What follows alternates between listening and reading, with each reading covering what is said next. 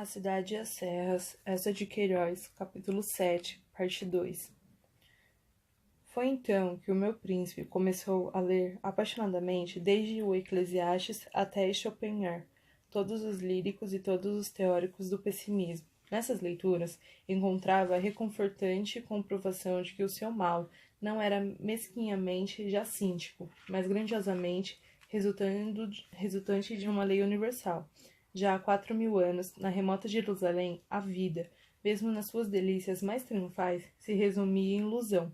Já o rei, incomparável de sapiência divina, sumor vencedor, sumor edificador, e se enfastiava, bocejava, entre os despojos das suas conquistas, e os mármores novos dos seus templos, as suas 3.000 concubinas, e as rainhas que subiam do fundo da Etiópia para que eles a fecundassem, e no seu ventre despusesse um Deus. Não há nada novo sob o sol, e a eterna repetição das coisas é a eterna repetição dos males. Quanto mais se sabe, mais se pena, e o justo como o perverso, nascidos do pó, em pó se tornam. Tudo tende ao pó efêmero, em Jerusalém e em Paris, e ele, obscuro, no 202, padecia por ser homem e por viver, como no seu trono de ouro, entre os seus 4 leões de ouro, o filho magnífico de Davi. Não se separava então do Eclesiastes, e circulava por Paris, trazendo de dentro do coupé Salomão, como irmão de dor, com quem repetia o grito desolado que a sua suma da verdade humana, vanitas vanitatum, tudo é vaidade. Outras vezes, logo de manhã, o encontrava estendido no sofá, num roupão de seda, absorvendo Schopenhauer, enquanto o pedicuro, ajoelhado sobre o tapete, lhe polia com respeito e perícia as unhas do pé. Ao lado pousava a chavena de Saxe, cheia desse café de moca, enviado por Emilis do deserto, que não o contentava nunca, nem pela força, nem pelo aroma. A espaços pousava o livro no peito, resvelava um olhar compassivo para o pedicuro, como a procurar que dor o torturaria, pois aqui todo o viver corresponde o sofrer. De certo, remexer assim, perpetuamente, em pés alheios, e quando o pedicuro se erguia, Jacinto abria para ele um sorriso de confraternidade, com um adeus, meu amigo, que era um adeus, meu irmão. Esse foi o período esplêndido e soberbamente divertido do seu tédio. Jacinto encontrara, enfim, na vida, uma ocupação grata, maldizer a vida, e para as que pudessem maldizer em todas as suas formas, as mais ricas, as mais intelectuais, as mais puras, sobrecarregou a sua vida própria de novo luxo, de interesses novos de espírito, e até de fervores humanitários, e até de curiosidades supernaturais. O 202, nesse inverno, refúgio de magnificência. Foi então que ele enunciou em Paris, repetindo Heliogábalo, os festins de cor contados na história augusta, e ofereceu às suas amigas esse sublime jantar cor-de-rosa, em que tudo era róseo. As paredes, os móveis, as luzes, as louças, os cristais, os gelados, os champanhes e até os peixes, e as carnes e os legumes, que os escudeiros serviam, empoados de pó rosado, com libras da cor rosa, enquanto do teto de um velário de seda rosado caíam pétalas frescas de rosas. A cidade deslumbrada chamou bravo Jacinto, e o meu príncipe, a arrematar a festa fulgurante, plantou diante de mim as mãos nas ilhargas e gritou triunfalmente: Hein? Que maçada! Depois foi o humanitarismo, e fundou um hospício no campo, entre jardins, para velhinhos desamparados, outro para as crianças débeis, à beira do Mediterrâneo. Depois, com o Major Dorchas e a Maioli, e o hindu de Maioli, penetrou no teosofismo, montou tremendas experiências para verificar a misteriosa exteriorização da motilidade. Depois, desesperadamente, ligou 202 com fios telégrafos do Times, para que no seu gabinete, como num coração, palpitasse toda a vida social da Europa. E a cada um destes esforços, da elegância do humanitarismo, da sociabilidade e da inteligência indagadora, voltava para mim de braços alegres, com um grito vitorioso: Vestusa Fernandes, uma maçada! Arrebatava então o seu Eclesiastes e o seu Schopenhauer, estendido no sofá, saboreava voluptuosamente a concordância da doutrina e da experiência. Possuía uma fé, o pessimismo. Era um apóstolo rico e esforçado, e tudo tentava, com suntuosidade, para provar a verdade da sua fé. Muito gozou nesse ano o meu desgraço príncipe. No começo do inverno, porém, notei com inquietação que Jacinto não lhe folheava o Eclesiastes, desleixava o Schopenhauer, nem festas, nem teosofismo, nem os seus hospícios, nem os fios dos times pareciam interessar agora o meu amigo, mesmo como demonstrações gloriosas da sua crença, e a sua abominável função de novo se limitou a bocejar, a passar os dedos moles sobre a face pendida, palpando a caveira, incessantemente, aludia à morte como uma libertação. Uma tarde mesmo, no melancólico crepúsculo da biblioteca, antes de refulgirem as luzes, consideravelmente me aterrou, falando num tom regelado de mortes rápidas, sem dor, pelo choque de uma vasta pilha elétrica ou pela violência compassiva do ácido cianídrico. Diabo! O pessimismo que aparecera na inteligência do meu príncipe como um conceito elegante atacara bruscamente a vontade. Todo o seu movimento, então, foi de um boi inconsciente que marcha sob a canga e o aguilhão. Já não esperava da vida contentamento, nem mesmo se lastimava que ela lhe trouxesse tédio ou pena. Tudo indiferentes a Fernandes, e tão indiferentemente saíra sua janela para receber uma coroa imperial, oferecida por um povo, como se estenderia numa poltrona rota para emudecer e jazer. Sendo tudo inútil e não conduzindo senão a maior desilusão que podia importar a mais rutilante atividade ou a mais desgostada inércia, o seu gesto constante que me irritava era encolher os ombros. Perante duas ideias, dois caminhos, dois pratos, encolhi os ombros. Que importava? E no mínimo ato, raspar um fósforo ou desdobrar um jornal punha uma morosidade tão desconsolada que todo ele parecia ligado, desde os dedos até a alma, pelas voltas apertadas de uma corda que não se via e que o tratava. Muito desagradavelmente me recordo dos dias dos seus anos, a 10 de janeiro. Cedo, de manhã, recebera como uma carta de Madame Treves, um açafate de camélias, azaleias, orquídeas e lírios do vale, e foi este mimo que lhe recordou a data considerável. Soprou sobre as pétalas o fumo do cigarro e murmurou com um riso de lento escárnio. Então, há 34 anos que eu ando nesta laçada? E como eu propunha que telefonássemos aos amigos para beberem no 202 o champanhe do natalício, ele recusou, com o nariz enojado. Oh, não, que horrível seca! E bradou mesmo para o grilo. Eu hoje não estou em Paris para ninguém. Abalei para o campo, abalei para Marcela. Morri.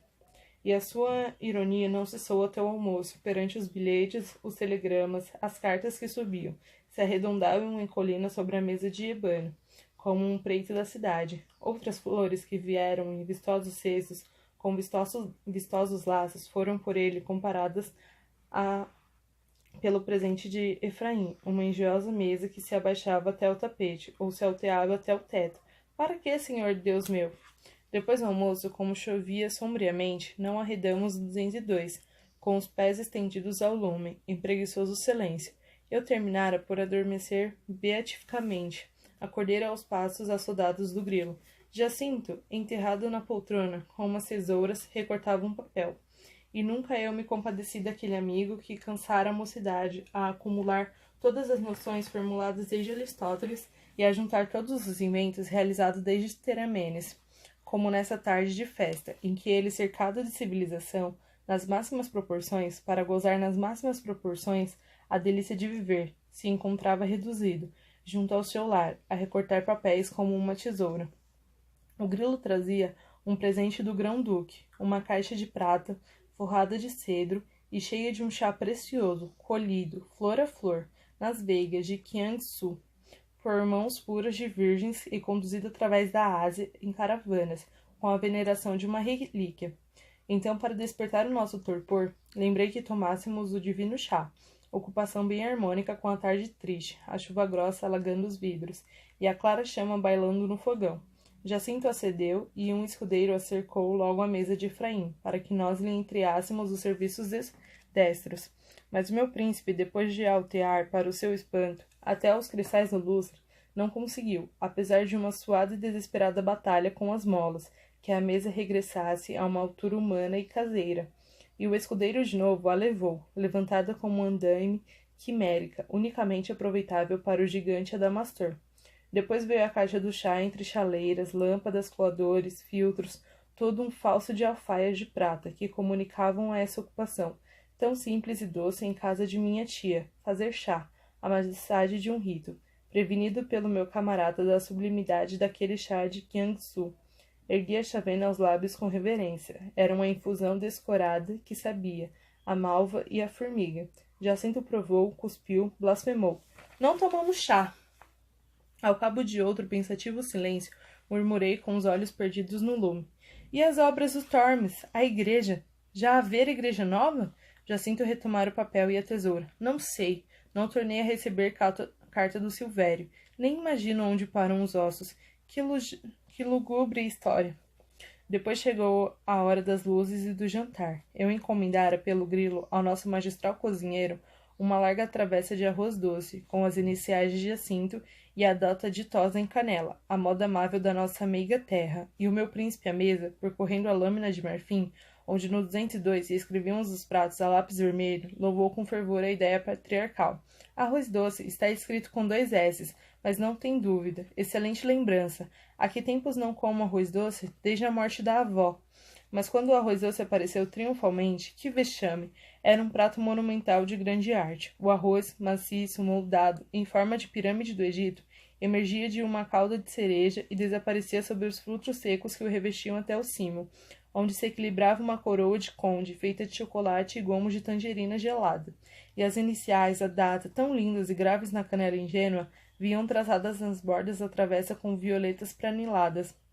Repelimos no mundo horror, o prato acanhanhado, e Jacinto, erguendo o copo de champanhe, murmurou como num funeral pagão. Ad magnamis aos nossos mortos. Recolhemos a biblioteca, a tomar o café no conchego e alegria do lume. Fora o vento bramava como num ermo serrano, e as vidraças tremiam, alagadas, sobre as bátegas da chuvirada. Que dolorosa noite para os 10.000 pobres que em Paris erram sem pão e sem lar. Na minha aldeia, entre cerro e vale, talvez assim rugisse a tormenta, mas aí cada pobre, sobre o abrigo da sua telha vã, como a sua panela, atestada de couve, se agacha no seu mantel, ao calor da lareira, e para os que não tenham lenha ou couve, lá está o João das Quintãs, ou tia Vicência, ou o abade, que conhecem todos os pobres pelos seus nomes, e com eles contam como sendo dos seus, quando o carro vai ao mato e a fornada entra no forno. Ah, Portugal pequenino, que ainda és doce aos pequeninos? Suspirei, Jacinto preguiçava, e terminamos por remexer languidamente os jornais que o mordomo trouxera no Monte Facundo, sobre uma salva de prata, jornais de Paris, jornais de Londres, semanários, maganises, revistas, ilustrações. Jacinto desdobrava, arremessava, das revistas espreitava o sumário, logo farto. As ilustrações rasgava as folhas com um dedo indiferente, bocejando por cima das gravuras, depois mais estirado para o lume. É uma seca, não a quer ler. E de repente, revoltado contra este esfastio opressor que o escravizava, saltou da poltrona com um arranque de quem despedaça algemas, e ficou ereto, dardejando em torno um olhar imperativo e duro, como se intimasse aquele seu 202, tão abarrotado de civilização, a que por um momento sequer fornecesse a sua alma um interesse vivo. A vida é um fugitivo gosto, mas o 202 permaneceu insensível, nenhuma luz para o animar, avivou seu brilho mudo, só as vidraças tremeram sob um embate mais rude de água e vento. Então o meu príncipe, sucumbido, arrastou os passos até o seu gabinete, começou a percorrer todos os aparelhos contempladores e facilitadores da vida, o seu telégrafo, o seu telefone, o seu fonógrafo, o seu radiômetro, e o seu gramofone, o seu microfone, a sua máquina de escrever, a sua máquina de contar, a sua impressora elétrica, a outra magnética, todos os seus utensílios, todos os seus tubos, todos os seus fios. Assim um suplicante percorre altares, donde espera socorro, e a toda a sua suntuosa mecânica se conservou rígida, reluzindo frigidamente sem que uma roda girasse, nem uma lâmina vibrasse, para entreter o seu senhor. Só o relógio monumental, que marcava a hora de todas as capitais e o curso de todos os planetas, se compadeceu, batendo a meia-noite, anunciando ao meu amigo que mais um dia partira levando o seu peso, diminuindo esse sombrio peso da vida, sob o que ele gemia vergado. O príncipe da Grã-Ventura, então, decidiu recolher para a cama, como um livro, e durante um momento estacou no meio da biblioteca, considerando os seus 70.000 volumes estabelecidos com pompa e majestade como doutores num concílio. Depois, pilhas tumultuárias dos livros novos que esperavam pelos cantos, sobre o tapete, o repouso e a consagração das estantes de ebano. Torcendo molemente o bigode, caminhou por fim para a região dos historiadores, espreitou séculos, farejou raças, pareceu atraído pelo esplendor do Império Bizantino, Penetrou na Revolução Francesa, donde se arredou desencantado, e palpou com mão indeliberada toda a vasta Grécia, desde a criação de Atenas até a aniquilação de Corinto. Mas bruscamente virou para a fila dos poetas, que reluziam em marroquins claros, mostrando sobre a lombada em ouro, nos títulos fortes ou lânguidos, o interior das suas almas. Não lhe apeteceu nenhuma dessas 6.000 almas, e recuou desconsolado até os biólogos. Tão maciça e cerrada era a estante de biologia, que o meu pobre jacento estarreceu como antes cidadania, rolou a escada e, fugindo, trepou até as alturas da astronomia, destacou astros, recolocou mundos, todo um sistema solar desabou com fragor. Aturdido, desceu, começou a procurar por sobre as rimas das obras novas, ainda abrochadas nas suas roupas leves de combate. Apanhava, folheava, arremessava para desentulhar um volume. Demolia uma torre de doutrina, saltava por cima dos problemas, pisava as religiões e, relanceando uma linha, engravatando além num índice, todos interrogava, de todos se desinteressava, rolando quase de rastos nas grossas vagas de todos que rolavam, sem se poder na ânsia de encontrar um livro.